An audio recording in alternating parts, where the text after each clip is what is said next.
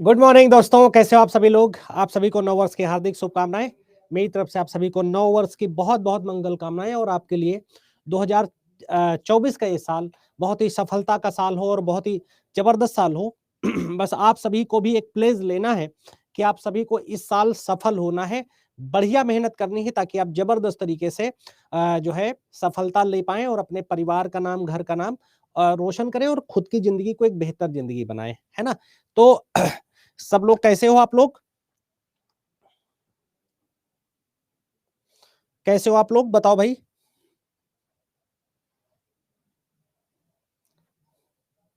Good morning sir. हाँ, of ही होगा। महेश चौरसिया, सभी को गुड मॉर्निंग, सभी को नमस्कार, सभी को नमस्कार। सब लोग जुड़ना स्टार्ट कर दीजिए। क्लास अभी आपकी 9 बजे से स्टार्ट करेंगे। अभी भी 1 मिनट बाकी है, तो सब लोग जुड़ना स्टार्ट कर दीजिए। ये कल वाली क्लास थी। हाँ, 10 बजे भी क्लास है। ये कल वाली क्लास थी जो शेड्यूल करी थी। हेलो दोस्तों, हेलो हेलो हेलो, कैसे हो आप लोग। Good morning, good morning, good morning, happy new year, happy new year to everyone. सभी को नमस्कार, सभी को नमस्कार। गुड मॉर्निंग दोस्तों। चलिए, ठीक है। टाइम चेंज नहीं हुआ, ये क्लास रेशेड्यूल करी थी, इस वजह से टाइम नहीं चेंज हुआ, वो अपने 10 बजे ही ये क्लास चलेगी। चलिए क्लास स्टार्ट करें। क्लास स्टार्ट करें तो आज टॉपिक लिख लीजिए आप। आज लिखोगे आप द्वितीय क्षेत्र। Happy new year, happy new year.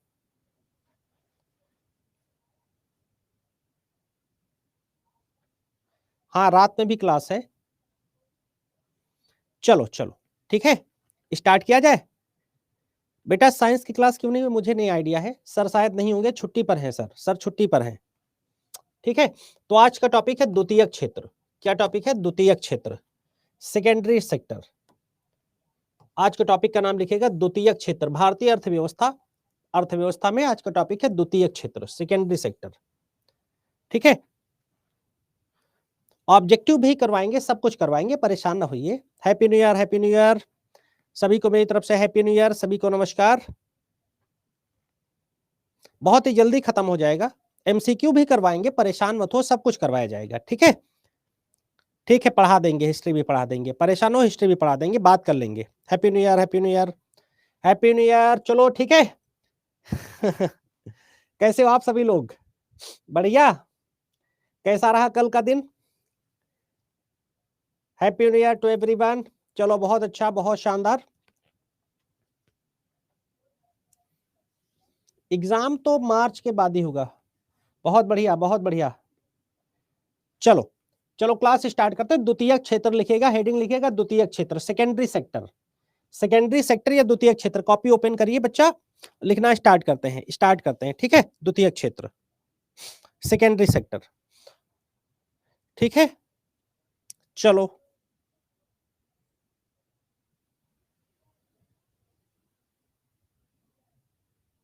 Hello hello बच्चा, हेलो बच्चा, happy new year.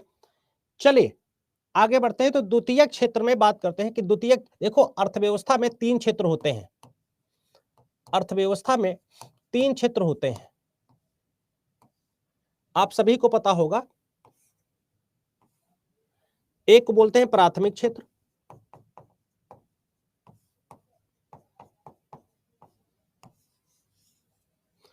Primary sector.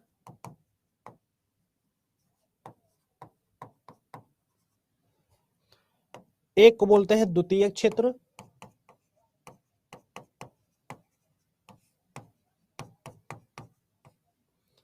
Secondary sector.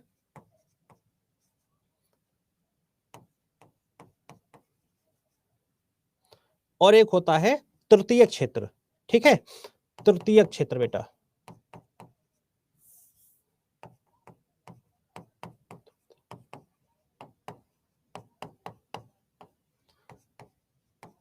Tertiary sector.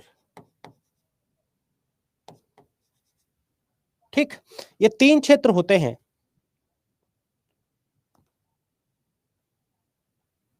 पढ़ाई करिए, पढ़ाई करिए, ठीक है। चलिए, तो देखिए प्राथमिक क्षेत्र में एक एक चीज की बात करेंगे, एक एक चीज की बात करेंगे। प्राथमिक क्षेत्र, द्वितीयक क्षेत्र और तृतीयक क्षेत्र, ठीक। ये 3 सेक्टर हैं जिसमें हम लोगों ने प्राइमरी सेक्टर की बात कर ली है। इसमें क्या क्या होता है, इसका उदाहरण होता है जैसे इसमें कृषि से संबंधित इंडस्ट्रीज आती हैं, उद्योग शामिल है। कृषि एंड रिलेटेड एग्रीकल्चर जैसे पशुपालन, नोट कर लीजिएगा, मधुमक्खी पालन,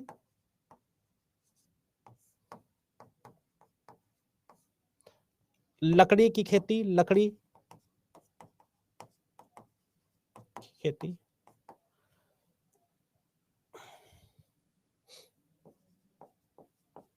वस्त्र उद्योग, और ये सब चीजें जो है इसके अंतर्गत आती हैं, ठीक। सेकेंडरी सेक्टर में विनिर्माण क्षेत्र से, इसको क्या बोलते हैं, विनिर्माण क्षेत्र बोलते हैं। विनिर्माण क्षेत्र भी इसे बोलते हैं, नोट करिएगा, विनिर्माण क्षेत्र बोलते हैं। अब इसके अंतर्गत कौन कौन से उद्योग आते हैं, देखिए इसमें औद्योगिक क्षेत्र, इसे विनिर्माण क्षेत्र या औद्योगिक क्षेत्र भी इसे बोला जाता है। इंडस्ट्रियल सेक्टर, औद्योगिक क्षेत्र भी इसे बोला जाता है। और उद्योग का मतलब पता ही है, जहां कारखानों में काम किया जाए। उद्योग का मतलब कहां, जहां इंडस्ट्री में, कारखानों में काम हो, कारखानों में काम हो। तो यहां पर इसमें सबसे ज्यादा लोग लगे हैं, उसके बाद यहां, उसके बाद यहां, लेकिन सबसे ज्यादा फर्टाइल सेक्टर ये है, सबसे ज्यादा, ठीक है। ठीक है, कल का क्लास है जो शेड्यूल है, ठीक है। इसमें बेटा क्या क्या शामिल होता है, इसमें अगर आप शामिल होने की बात करोगे तो इसमें शामिल होता है जैसे विद्युत उत्पादन,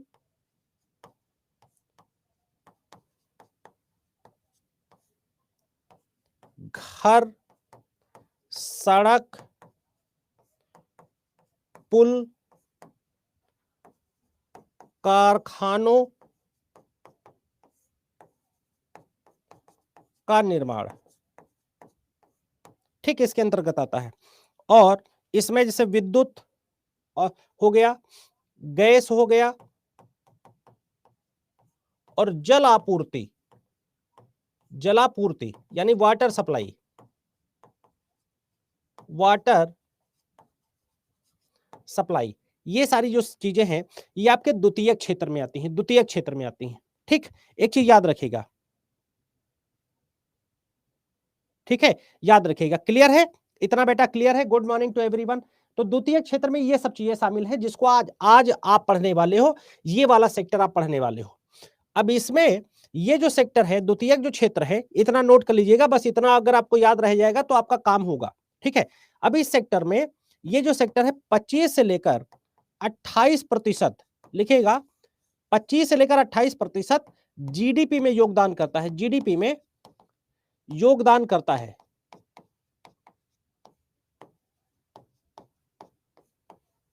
पच्चीस से लेकर 28% जीडीपी में योगदान करता है। Hello hello everyone, hello everyone, सभी को नमस्कार, सभी को नमस्कार, ठीक। 25 से लेकर 28% कहां योगदान करता है, जीडीपी में योगदान करता है, यानी हमारे देश के सकल घरेलू उत्पाद में ये योगदान करता है सबसे ज्यादा।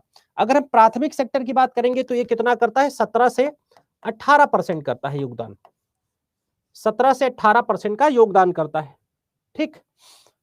ठीक है, क्लियर है बच्चा, क्लियर है बच्चा इतना। जीडीपी आगे बताएंगे क्या है, पहले ये आप समझ लीजिए, ठीक है। जीडीपी मतलब होता है सकल घरेलू उत्पाद, एक देश में जो है उत्पादन जो होता है, बेटा इतना क्लियर हुआ, इतना क्लियर हुआ बेटा। चलिए, ठीक है, तो अब बात करेंगे द्वितीय क्षेत्र की, चूंकि हम लोग बात कर रहे हैं तो उसी पर पूरा फोकस रखेंगे। फिर शाम को तृतीय क्षेत्र, लास्ट लाइन लिखा है जलापूर्ति, जलापूर्ति ये जीडीपी में योगदान करता है 25 से 28%, ठीक है बेटा। चलिए, ठीक है बच्चा। हाँ, इंग्लिश में लिखिएगा कंस्ट्रक्शन सेक्टर, इसको बोलते हैं कंसल्ट, इसको बोलिए लाइट प्रोडक्शन, हाउस, रोड, पुल, ब्रिज यानी ब्रिज, एंड कारखाना, इसे बोलेंगे वाटर सप्लाई एंड गैस। तो एकदम सिंपल है, सेकेंडरी सेक्टर में ये सारी चीजें आती हैं। 25 to 28% GDP participation, GDP participation, ठीक है। चलिए, हाँ ये सब कुछ आएगा, बहुत अच्छा, बहुत अच्छा, ठीक है। चलिए अब बात करते हैं। अब सबसे पहले हमारे सामने सवाल है, अब हमारे सामने सबसे पहला सवाल है कि यार हम जो है इसे कैसे समझें। सबसे पहले हमारे सामने सवाल है कि हम इसको समझें कैसे। ठीक है, तो इंडस्ट्री किसे कहते हैं? अगर आपसे कहा जाए कि व्हाट इज इंडस्ट्री, इंडस्ट्री क्या है, उद्योग क्या है, तो आप कैसे समझाओगे? या उद्योग क्या है तो उसे कैसे समझाओगे? क्या होता है उद्योग? अगर आपके सामने क्वेश्चन आ जाए तो उसे क्या समझाओगे? Back please. अरे बैक कर दिया भाई, स्क्रीनशॉट अभी सब अपलोड कर देंगे। ठीक है, उद्योग किसे कहा जाएगा? उद्योग बेटा किसे बोला जाएगा? इंडस्ट्री का मतलब होता है ऐसी कोई जगह जहां पर क्या हो, व्यवसायिक कार्य हो। ऐसी कोई जगह जहां उत्पादन के जो है व्यवसायिक क्रियाकलाप के लिए उत्पादन किया जाए। जैसे जैसे मान लो ब्रेड बनाई जा रही है, जैसे मान लो हम अपने घर में खेती करते हैं तो खेती, भाई सुनो, जैसे हम अपने घर में, भाई कमेंट रुक जाओ, कमेंट के लिए रुक जाओ, थोड़ा पढ़ाने दो मेरे भाई। देखो उसे क्या बोलते हैं, जैसे खेती हम कर रहे हैं, खेती कर रहे हैं, तो खेती हम कर रहे हैं सिर्फ अपने उपभोग के लिए, अपने लाभ के लिए कर रहे हैं, हम उसके भरपाई करते हैं। लेकिन जब हम मान लो ब्रेड का उत्पादन कर रहे हैं तो ब्रेड हम क्या ले जाएंगे, बाजार में ले जाकर बेचेंगे, उसे जो है बाजार में ले जाकर बेचेंगे, है ना। तो व्यवसायिक क्रियाकलापों के लिए लिखेगा, व्यवसायिक कार्यों के लिए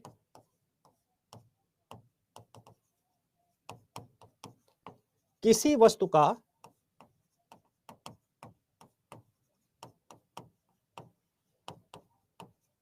उत्पादन करना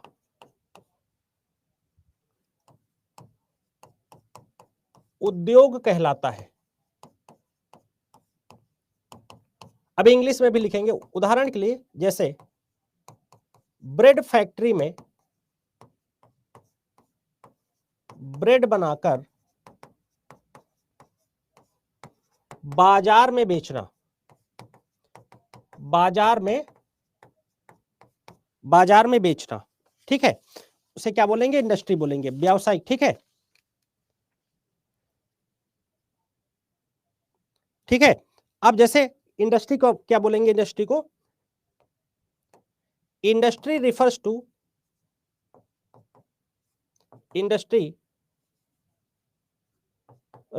to and economic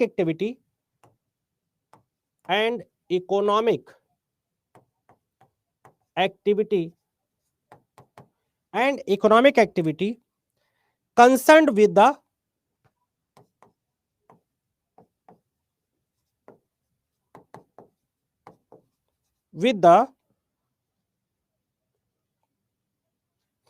processing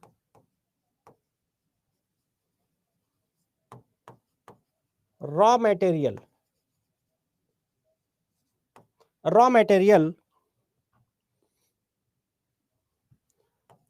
and manufacturing goods in industry। ठीक, तो ये होता है, क्लियर है? ठीक है भाई, अभी पढ़ लो। ठीक है, इतना क्लियर हुआ? नहीं क्लियर हुआ? देखो उद्योग का मतलब है जहां तुम, जैसे कोई ब्रेड की फैक्ट्री लगाया तुमने, जहां तुमने ब्रेड की फैक्ट्री लगाया और तुमने वहां ब्रेड बनाकर बाजार में बेचे, उसे बोलेंगे उद्योग। ठीक है, उसे क्या बोलेंगे, उद्योग बोलेंगे। बेटा बताओ क्लियर है कि नहीं क्लियर है? सबका क्लियर है कि नहीं क्लियर है, पहले ये बताओ। चलो ठीक है, तो बहुत बढ़िया है ना।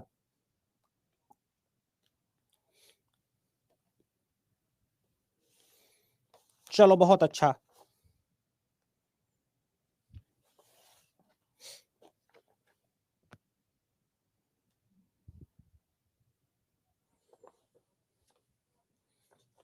चलो चलो चलो, क्वेश्चन सेशन यार साथ में नहीं चल पाएगा, फिर एक ही चीज होती रहेगी। क्वेश्चन सेशन साथ में नहीं हो पाएगा, फिर एक ही चीज होती रहेगी, समझ लो। मैं करा दूंगा, आप लोग परेशान क्यों हो? हर एक टॉपिक पर क्वेश्चन लास्ट में करवा दूंगा, आप लोग परेशान न हो यार, परेशान मत हो बिल्कुल। ठीक है, अब जैसे इसमें आगे लिखेगा,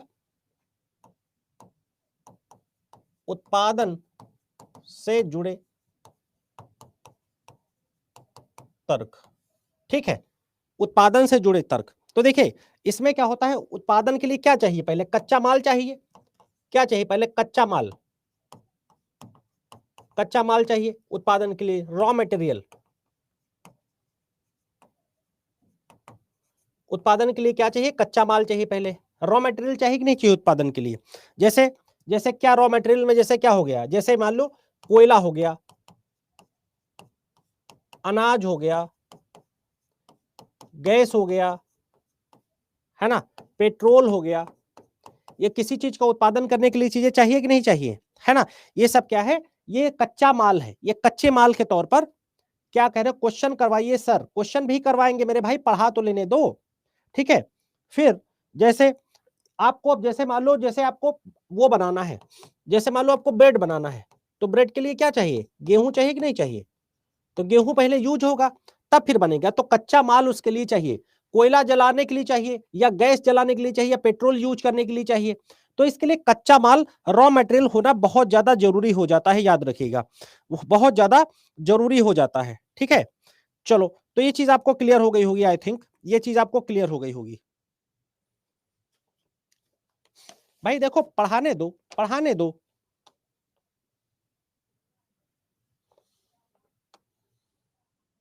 अब देखो, अब बात करते हैं, भारत ने क्या अपनाया? मिश्रित अर्थव्यवस्था। तुम लोग इतना मैसेज करोगे तो मूड ऑफ हो जाता है। भारत ने भारत ने कैसी अर्थव्यवस्था अपनाई है? भारत ने जो अर्थव्यवस्था अपनाई है, अर्थव्यवस्था कैसी अपनाई है? मिश्रित अर्थव्यवस्था अपनाई है। कैसी अर्थव्यवस्था अपनाई है? मिश्रित अर्थव्यवस्था, मिक्स इकोनॉमी अपनाई है हमने। कैसी अर्थव्यवस्था अपनाई है? मिक्स्ड इकोनॉमी अपनाई है। मिक्स इकोनॉमी का मतलब क्या होता है? ठीक है, क्लास 9 बजे से चल रही है, ठीक है? मिश्रित अर्थव्यवस्था अपनाई। मिश्रित अर्थव्यवस्था का मतलब होता है कि पब्लिक, सार्वजनिक, अब कोई मैसेज नहीं करेगा प्लीज, आप सभी से हाथ जोड़कर निवेदन है, हाथ जोड़कर निवेदन है, ठीक है? हाथ जोड़कर निवेदन है कि कोई मैसेज ना करे, मुझे पढ़ा लेने दीजिए, ठीक है? मुझे हाथ जोड़कर निवेदन है कि प्लीज मैसेज ना करिए, पढ़ा लेने दीजिए। जो सवाल है वो पूछिए। क्वेश्चन, अब देखो कुछ बातें आप लोग सुन लो। क्वेश्चन में इकोनॉमी खत्म हो जाएगी, 500 क्वेश्चन मैं आपको करवाऊंगा विद एक्सप्लेनेशन, ठीक है? आप सभी से निवेदन है कि प्लीज जो है, मैं मैसेज मत करिए, मैं इकोनॉमी खत्म होने के बाद मैं 500 क्वेश्चन आपको करवाऊंगा, ठीक है? और दूसरी बात है बेटा, दूसरी चीज है कि टॉपिक पढ़ाने दो ताकि मैं आप सभी को क्लियर दूं, ठीक है? पब्लिक, ठीक है, यहां जो है पब्लिक क्षेत्र यानी सार्वजनिक क्षेत्र। अब जैसे हमारी मिश्रित अर्थव्यवस्था आप नहीं, तो इसमें दो क्षेत्र होते हैं, सार्वजनिक क्षेत्र और दूसरा क्या होता है? प्राइवेट सेक्टर यानी निजी क्षेत्र।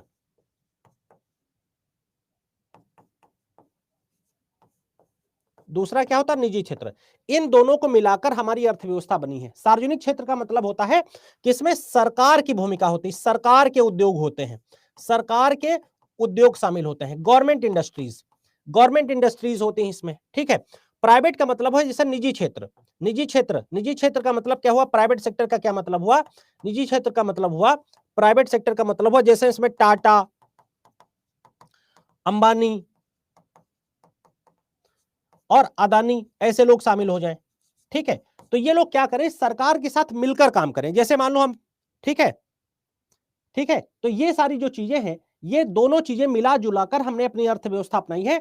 हमारी अर्थव्यवस्था को बोलते हैं मिश्रित अर्थव्यवस्था बोलते हैं।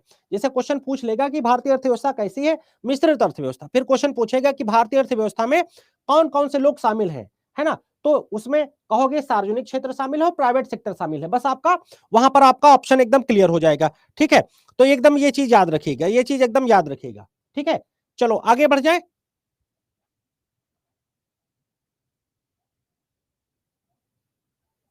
ठीक है, चलो बेटा क्लियर हो गया, आगे बढ़ जाए, बताओ सब लोग, ठीक है? चलो आगे बढ़ते हैं, ठीक है? अब हम लोग समझना है कि भारत के लिखेगा, नोट करेगा, भारत की पहली, ये फैक्ट याद रखेगा, प्रथम औद्योगिक नीति, फर्स्ट इंडस्ट्रियल पॉलिसी कब आई? 1948 में। फर्स्ट इंडस्ट्रियल पॉलिसी कब आई? 1948 में, ठीक है। फर्स्ट इंडस्ट्रियल पॉलिसी कब आई, औद्योगिक नीति कब आई, 1948 में। याद रखिएगा, इस बात को याद रखिएगा, ठीक है, याद रखिएगा,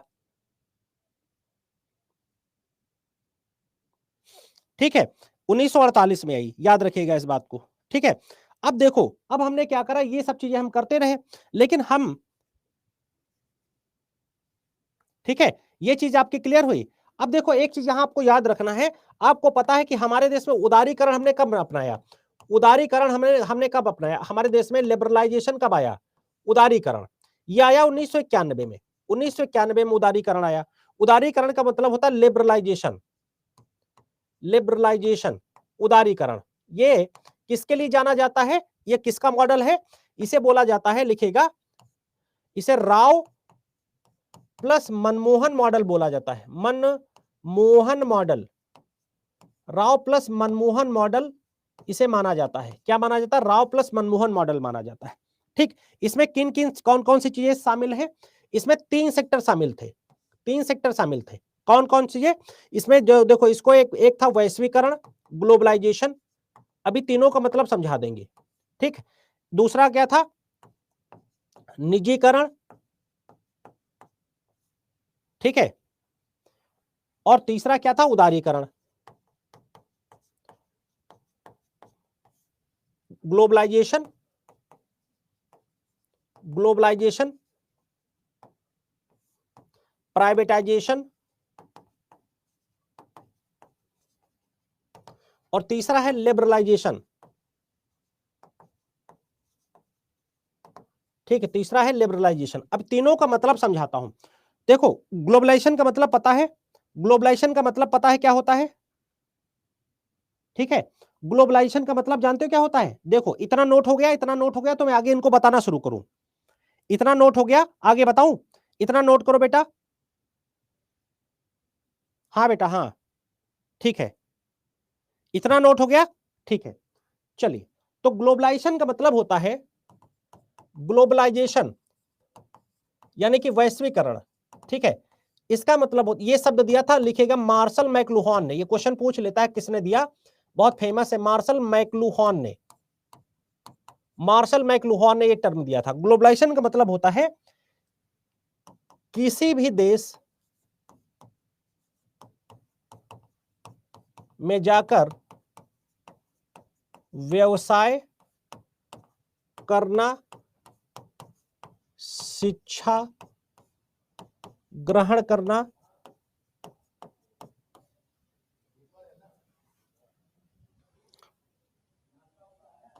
और इन सभी के लिए, इन सभी पर प्रतिबंध ना लगाना, ठीक। ग्लोबलाइजेशन का मतलब होता है, लिखेगा globalisation refers, globalisation refers to open all global market, ठीक है। यानी कि तुम दुनिया में कहीं भी घूमने जा सकते हो, कहीं भी तुम रह सकते हो, कहीं भी व्यवसाय कर सकते हो, कहीं भी शिक्षा ग्रहण कर सकते हो, कहीं से कोई डिग्री ले सकते हो, इसे बोलते हैं ग्लोबलाइजेशन, ठीक है। तो आजकल क्या है, पूरी दुनिया में देखो अमेरिका की बहुत सारी कंपनियां, जैसे एग्जांपल के लिए, एग्जांपल के लिए भारत में नाइकी, प्यूमा, है ना, अमेरिकन टूरिस्टर, ये सब क्यों है, ये पहले नहीं थे, ये 1992 अमेरिकन टूरिस्टर, ये सब ब्रांड है कि नहीं है, बहुत सारे ब्रांड है। तो ये सारे ब्रांड क्यों है, क्योंकि ग्लोबलाइजेशन है, आज के टाइम में ग्लोबलाइजेशन है ना। तो क्लियर हुआ कि नहीं हुआ, ग्लोबलाइजेशन, वैश्वीकरण। तो ये चीज क्या हुई कि भारत में अब आज सारे ब्रांड है, पहले जब 1950-60 की बात होती थी और तुम्हें स्कूटर लेना हो तो तुम्हें पता लगा 1 साल पहले पैसा जमा कर दो और 1 साल बाद मिलता था।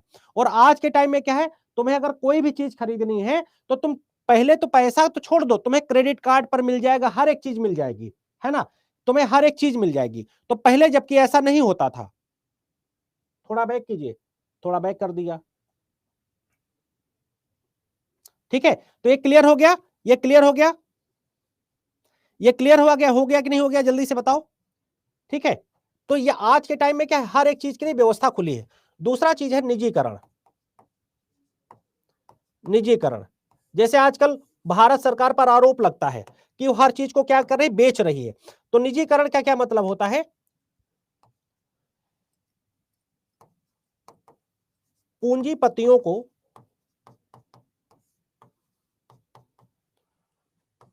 व्यवसाय करने के लिए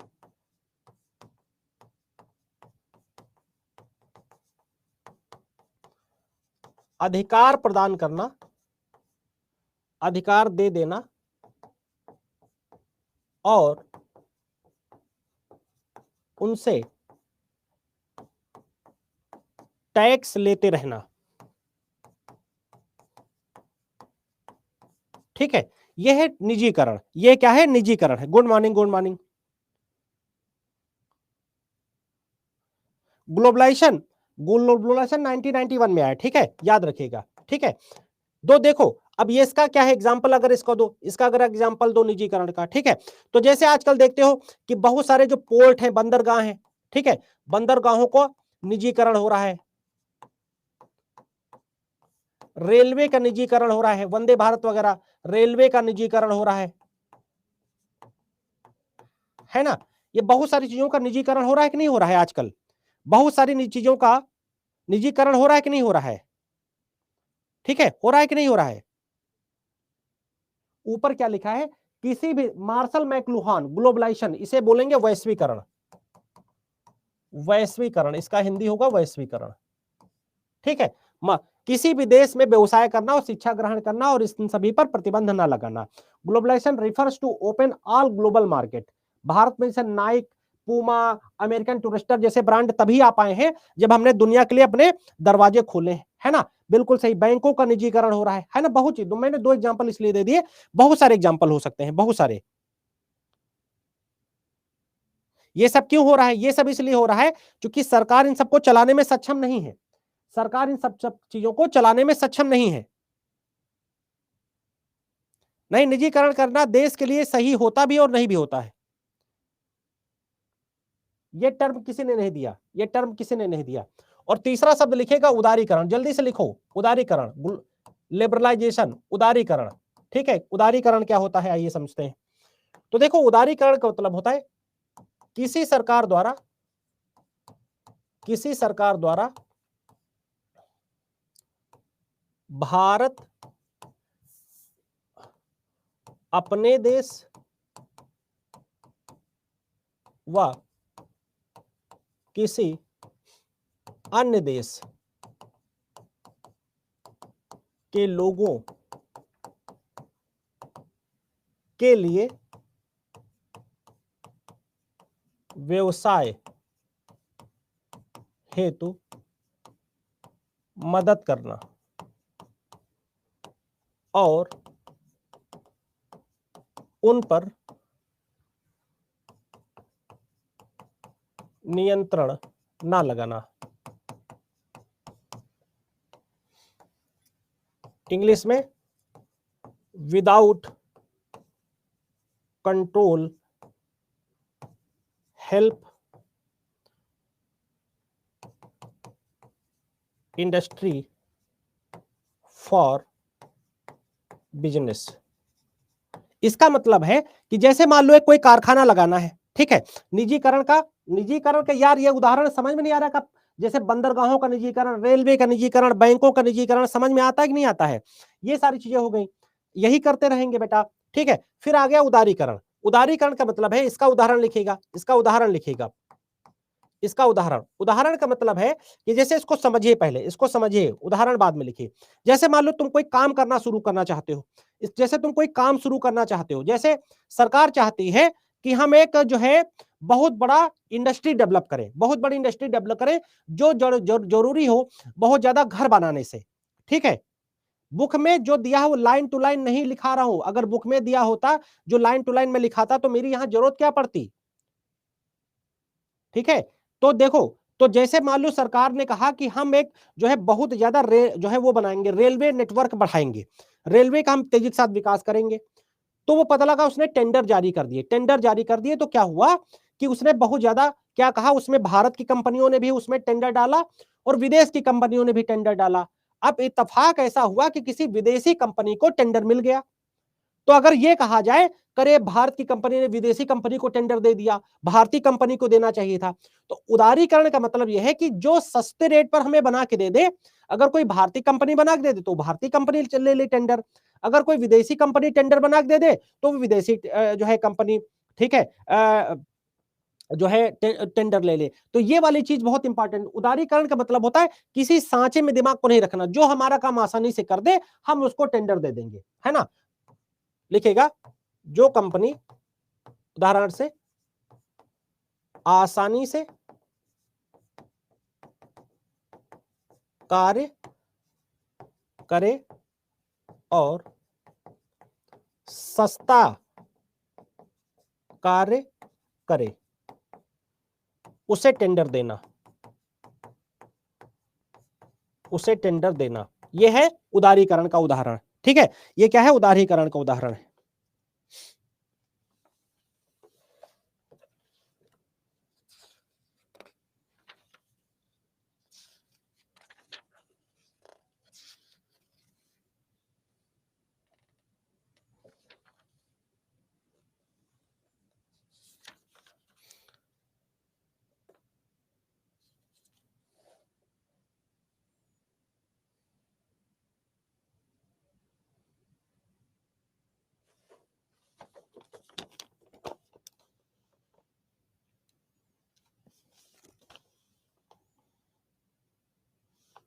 चलो हो गया,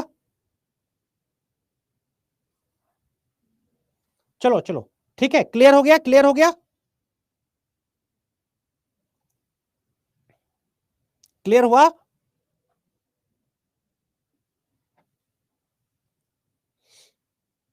अरे यार क्या बताएं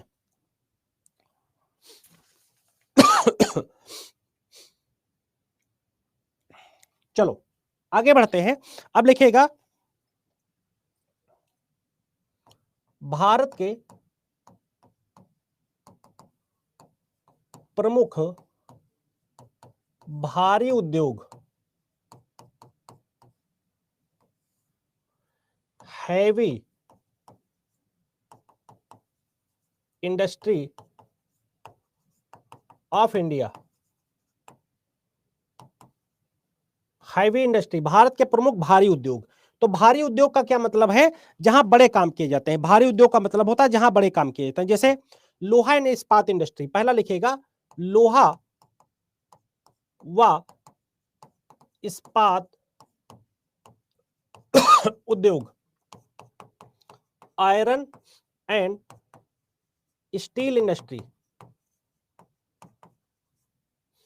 आयरन एंड स्टील इंडस्ट्री, ठीक है।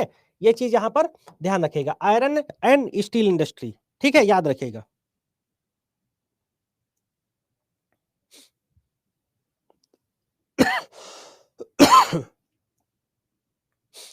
तो लिखे लोहे, लिखेगा लोहे व इस्पात का उत्पादन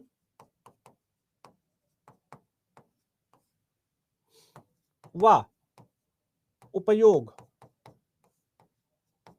भारत में पुल, रेलवे, घरेलू उपकरण बनाने में होता है। सिंपल बात है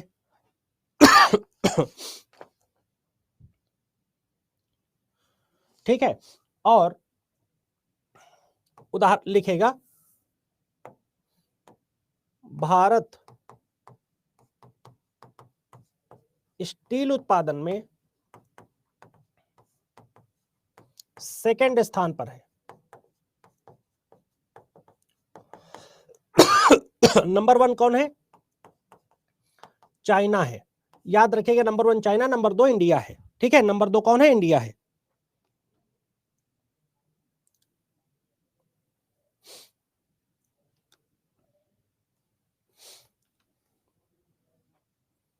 नहीं, डेली 9 बजे क्लास नहीं होगी, ठीक है। क्लियर हुआ इतना? ये चीज, ये फैक्ट जरूर याद रखिएगा, ये फैक्ट जरूर याद रखिएगा। क्लियर है इतना?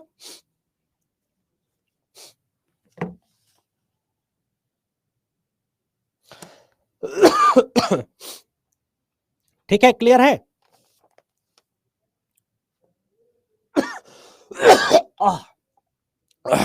बोलो भाई।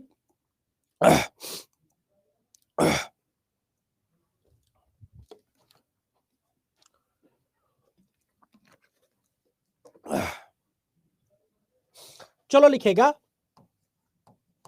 आजादी के पश्चात, आजादी के बाद भारत के प्रमुख लौह कारखाने,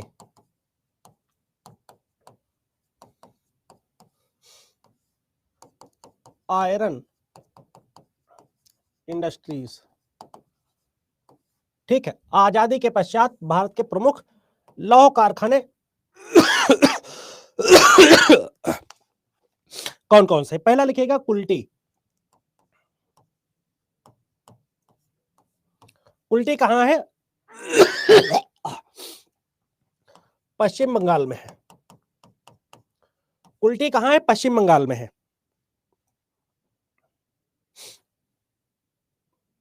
चलो, पश्चिम बंगाल में। इसकी स्थापना कब हुई थी?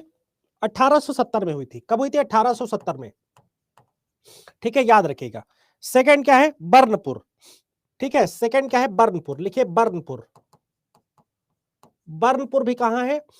पश्चिम बंगाल में है, वेस्ट बंगाल, ठीक है। वेस्ट बंगाल में ये भी है, ठीक है। स्थापना कब हुई थी? 1937 में, 1937 में। तो ये आगे लगातार कंटिन्यू रहा था बर्नपुर वाला। फिर नेक्स्ट कौन है? भद्रावती। बेटा आपके में एग्जाम में पूछता है, भूगोल में भी काम करेगा, ये भूगोल में भी काम करेगा। बताओ भद्रावती कहां है? कोई बता सकता है? बताओ बेटा है, बताओ बेटा भद्रावती कहां है? कर्नाटका में है, कर्नाटक में। भद्रावती कहां है? कर्नाटक में, ठीक है। भद्रावती कारखाना कर्नाटक में है, बहुत इंपॉर्टेंट है।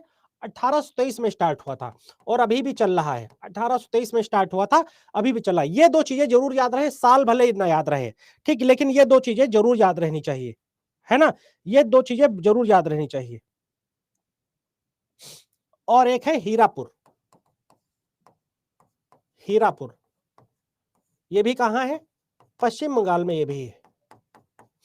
हीरापुर भी पश्चिम बंगाल में है। इसका साल मेरे को याद इस समय नहीं है, तो बहुत ज्यादा जरूरत भी नहीं। आई थिंक 1908 या 9 का दशक है, लेकिन ठीक है, ठीक है, याद रखेगा हीरापुर। बेटा मैं उस समय की बात कर रहा हूं, ठीक है। चलो, क्लियर हुआ?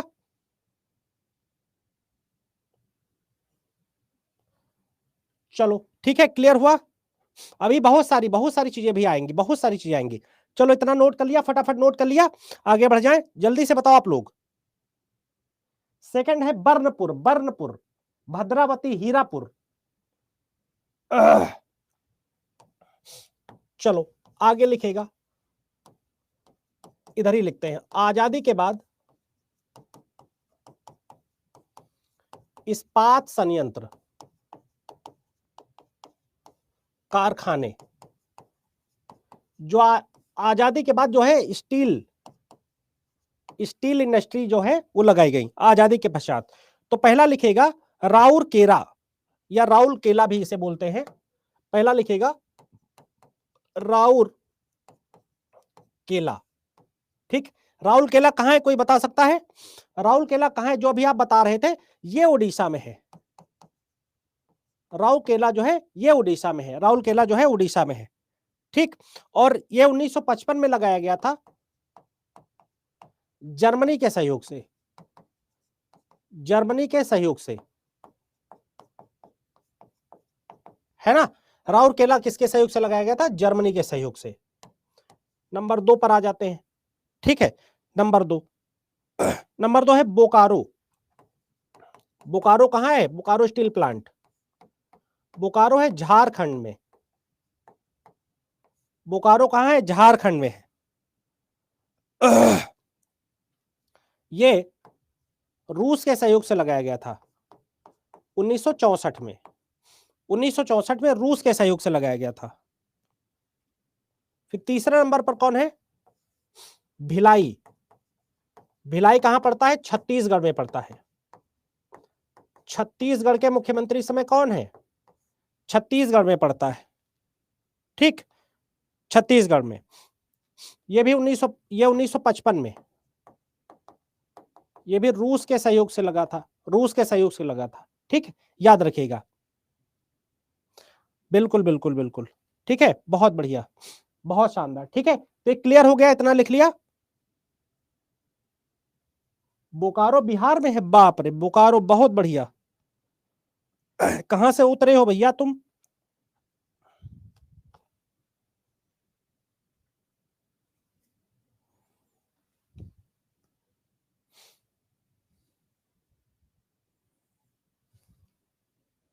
इतना हो गया? क्लियर है बेटा इतना? जल्दी से बोलो सब लोग। दुर्गापुर पश्चिम बंगाल में है, दुर्गापुर पश्चिम बंगाल में, ब्रिटेन के सहयोग से, ठीक है। चलिए अब बात करते हैं प्रमुख aluminium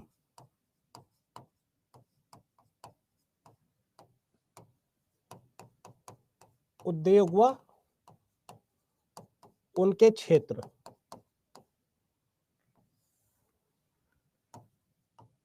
main aluminium industries and his area, ठीक। तो सबसे पहला लिखिएगा वेदांता, नंबर 1 पर लिखिएगा वेदांता। ये किसके सहयोग से लगाया गया? जर्मनी के, जर्मनी के सहयोग से लगाया गया वेदांता, ठीक है। वेदांता कहां पड़ता है? झारखंड में पड़ता है, झारखंड में पड़ता है वेदांता, ठीक है। और ये क्या है? वेदांता कहां पड़ता है? झारखंड में पड़ता है,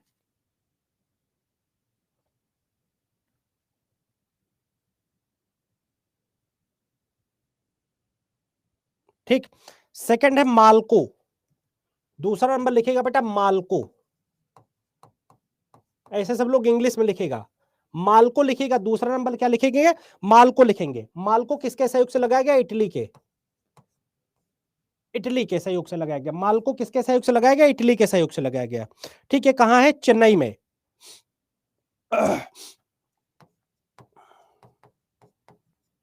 कहां पर है? चेन्नई में है, ठीक। फिर क्या है? इंडाल्को, इंडाल्को, हिंडाल्को नहीं है, इंडाल्को, ये क्या है? इंडाल्को इसका नाम है, इंडाल्को, ठीक। हिंदी में भी लगा लिख सकते हो। ये किसके सहयोग से लगाया गया? कनाडा के सहयोग से लगाया। कनाडा के प्रधानमंत्री कौन है? जस्टिन ट्रूडो, है ना। इंडाल्को, ठीक। ये जेके नगर, तो ये जेके नगर, जेके नगर कहां है? पश्चिम बंगाल में, पश्चिम बंगाल में है, ठीक। इसके कई सारे सेगमेंट हैं इंडाल्को के, ठीक है। जेके नगर में भी है, ठीक है। मुरी में भी है। मुरी कहां पड़ता है? झारखंड में। मुरी कहां पड़ता है? झारखंड में। तो 2 जगह पर ये जो है पाया जाता है, याद रखिएगा। इंडाल्को के 2 जगह कारखाने हैं। Justin Trudeau, very good. फिर आता है नालको, फिर आता है चौथा नंबर नालको। ऐसे भी लिख सकते हो और ऐसे भी लिख सकते हो। ऐसे इंग्लिश में लिखोगे तो ज्यादा ठीक रहेगा, क्योंकि हिंदी में कुछ गलत दे सकता है। नालको तो किसके साथ लगाया गया? फ्रांस के सहयोग से। किसके सहयोग से लगाया गया मेरे दोस्त? फ्रांस के सहयोग से ये लगाया गया, फ्रांस के सहयोग से। और ये उड़ीसा में है, अंगुल में। उड़ीसा, उड़ीसा में पड़ता है क्षेत्र अंगुल। उड़ीसा याद रहे बस बहुत है, अंगुल अंगुल याद रहे चाहे नहीं याद रहे। उड़ीसा का एक एरिया पड़ता है, अंगुल वहां पर है। फिर आपका हिंडाल्को, फिर आता है हिंडाल्को, आता है हिंडाल्को, हिंडाल्को।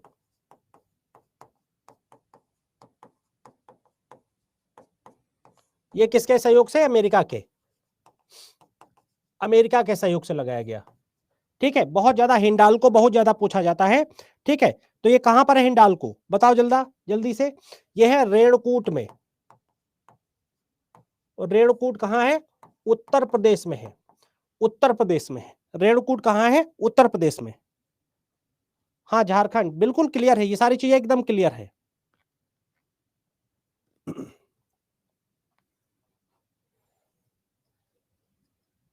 ठीक है, ये सारी चीजें क्लियर है। पीडीएफ मिलेगा, बिल्कुल पीडीएफ मिलेगा, पूरा पीडीएफ तुरंत का तुरंत अपलोड करने की अब हम लोगों की जिम्मेदारी है, नहीं तो हम लोगों पर फाइन लग जाता है।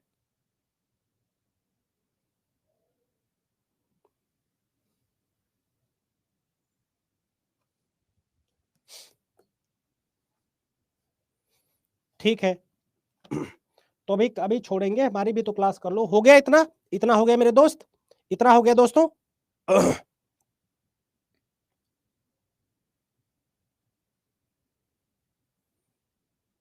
क्लियर क्या नहीं दिख रहा बेटा? हर चीज तो क्लियर दिख रही है।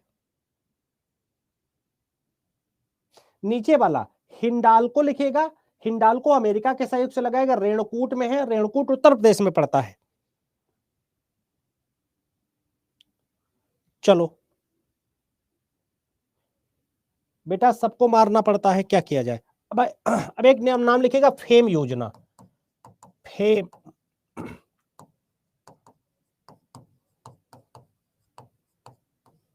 फेम योजना है ना। फेम योजना किस लिए स्टार्ट की गई? ठीक है, तो ये क्या है? ये भारी उद्योगों के लिए है, बस इतना आपको याद रखना है। भारी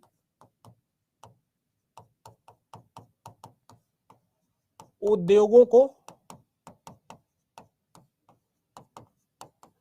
बढ़ावा देने से संबंधित है। ठीक है, कभी भी क्वेश्चन आए तो इट्स रिलेटेड टू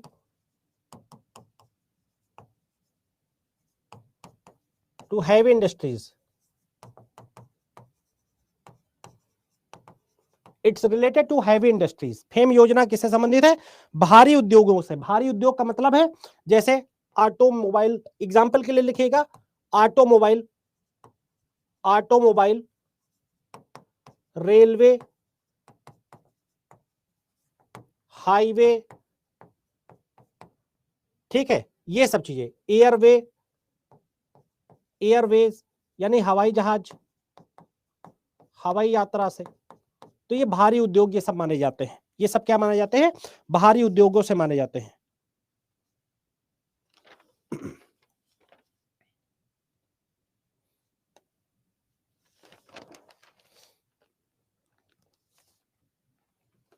हाँ भैया, आएगा नहीं तो फिर क्यों लिखा रहा हूं मेरे भाई, क्यों लिखा रहा हूं वरना मैं।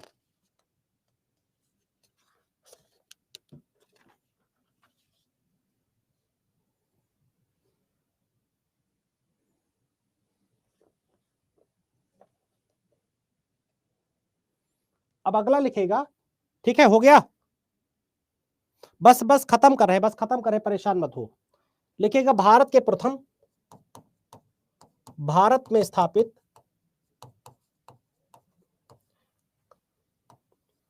प्रथम कारखाने।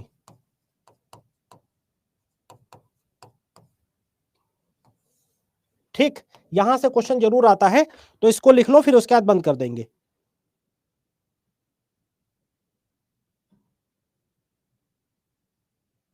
ठीक है, तो पहला लिखेगा यूपी, उत्तर प्रदेश के लखनऊ में भारत का प्रथम पेपर मिल, हम लोगों के घर के बगल में ही है पेपर मिल कारखाना, भारत का पहला पेपर मिल कारखाना। ठीक, ये कब लगाया गया था? 1897 में। ठीक, ये लखनऊ में है, ठीक है, उत्तर प्रदेश के लखनऊ में है।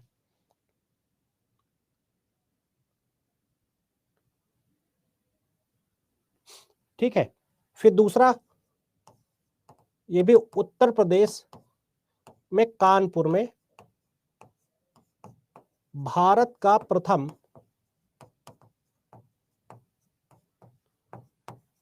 ऊनी कारखाना,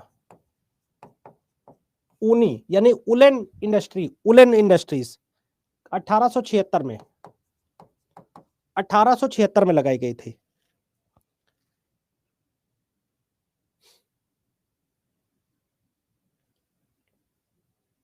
ठीक है। फिर तीसरा, बिहार के मढ़ौरा में भारत का प्रथम चीनी मिल कारखाना। ठीक, बिहार के मढ़ौरा में पहला चीनी मिल कारखाना, ठीक, 1903 में 1903 में लगाया गया था। ठीक, और चौथा, बिहार के बेतिया में प्रथम आधुनिक चीनी मिल कारखाना, ये किसने लगाया था? डचों ने।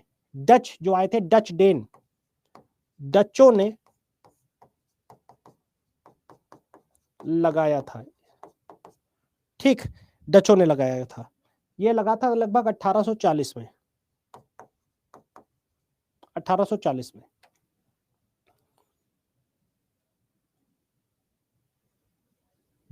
ठीक, फिर पांचवा, जेके नगर, पश्चिम बंगाल। बेटा मेहनत कर लो अभी, अगर अभी मेहनत करोगे तभी सफलता मिलेगी, अभी मेहनत करो तभी सफलता मिलेगी। देश का प्रथम एल्यूमिनियम इंडस्ट्री, एल्यूमिनियम इंडस्ट्री। ठीक है, दुनिया ऐसे ही मजे लेती ही बच्चों से। अच्छा यूपी के हो, अरे बिहारी हो, अरे तुम तो ऐसे लखेरा बने घूम रहे होगे, कुछ नहीं करते होगे। ठीक, फिर कवास जी डावर, यानी कि मुंबई में प्रथम सूती यानी कॉटन कारखाना, यानी कि इंडस्ट्री।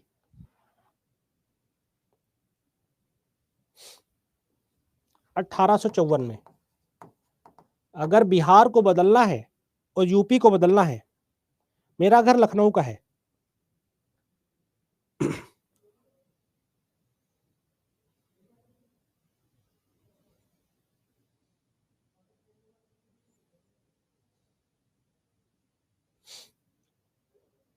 और लास्ट लिखो,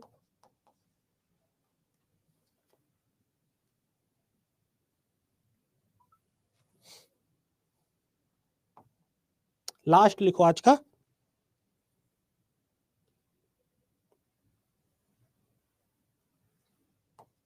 चेन्नई में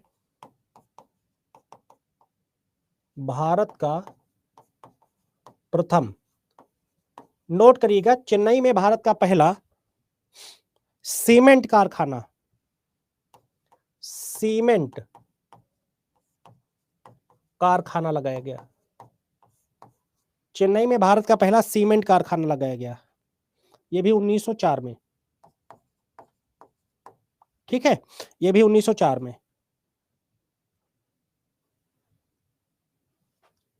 फेमस योजना 2020 में आई बेटा, फेमस योजना 2020 में आई।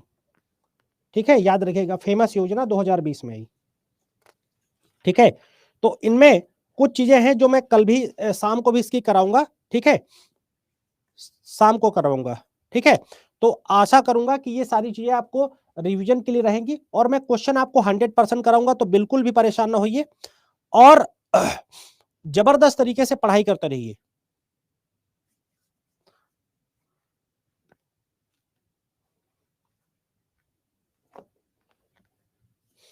ठीक है, जबरदस्त ढंग से पढ़ाई करते रहिए।